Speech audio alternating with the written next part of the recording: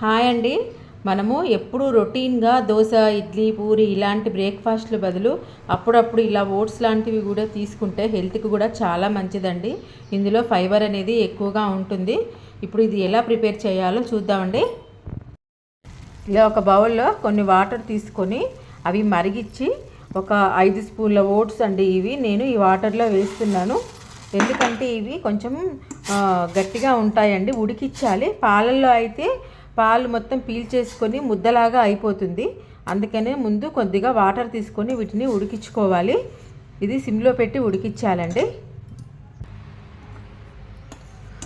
మనము ఈ ఓట్స్ రాగుల జావలో వేసుకోవచ్చు, దోశ, ఇడ్లీ బ్రేక్ఫాస్ట్లో కూడా వీటిని చక్కగా వేసుకొని రుబ్బుకోవచ్చండి. ఇది హెల్త్కి చాలా మంచిది.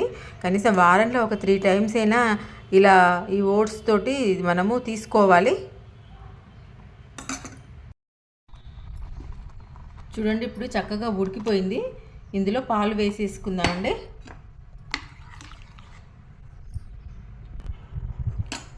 ఈ పాలల్లో కూడా ఒక 2 సెకండ్స్ ఉడకనిస్తే చాలా చక్కగా టేస్ట్ వస్తుంది. చూడండి, చక్కగా ఉడుకుతుంది. ఇప్పుడు ఒక కప్పు బెల్లంని వేసుకుందామండి. బెల్లం వేసేసుకొని ఒక 2 మినిట్స్ కలిపేసుకొని స్టవ్ ఆఫ్ చేసుకోవటమే.